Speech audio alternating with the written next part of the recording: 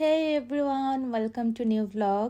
ছোট্ট একটা ব্লগ বানাচ্ছি, খুব বেশি বড় হবে না, তবে তার আগে আপনাদেরকে একটা সাউন্ড শোনাতে চাচ্ছি।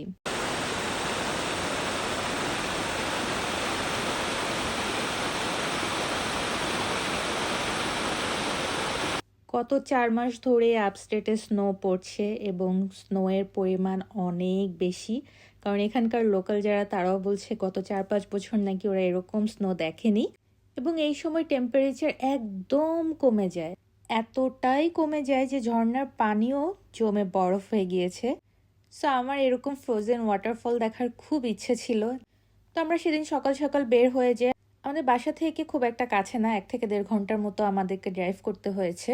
সো যারা হাইকিং খুব একটা পছন্দ করেন না তাদের জন্য এটা খুব আইডিয়াল একটা প্লেস, কারণ একদম রাস্তা থেকে নেমে আপনারা এটা দেখে চলে আসতে পারবেন। আমরাও সেটাই করতাম, কিন্তু হঠাৎ উপর থেকে দেখলাম যে নিচে বরফের মধ্যে অনেক মানুষের পায়ের ছাপ। তখন আমরা বুঝতে পারলাম যে আচ্ছা, তার মানে এটাতে নিচেও যাওয়া যায়। এরপর আমরা নিচে যাওয়ার রাস্তা খুঁজতে থাকলাম এবং পেয়েও গিয়েছি। আর নর্মাল টাইমে হয়তো 5 মিনিট হাঁটলেই আপনি পৌঁছে যাবেন ঝর্ণার কাছে, বাট যেহেতু অনেক পুরো লেয়ারের স্নো ছিল আর সে কারণে আমাদের একটু ঢালু রাস্তা, তো হেঁটে একটু যেতে কষ্ট হয়েছে। মোটামুটি 10 মিনিটের মতো লাগবে আপনি যদি হেঁটে যান। ট্রাস্ট মি, নিচে নামলে আপনার একদমই আফসোস হবে না।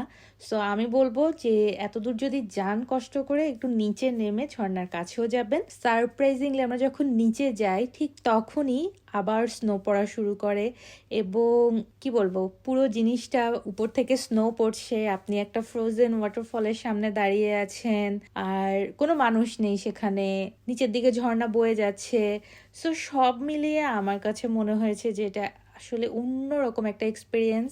যদি চান যে গতানুগতিক কোনো নর্মাল ট্যুরের বদলে একটা ডিফারেন্ট মেমোরি আপনি আপনার স্মৃতিতে অ্যাড করবেন, সেক্ষেত্রে আমি বলবো খুবই আইডিয়াল একটা প্লেস।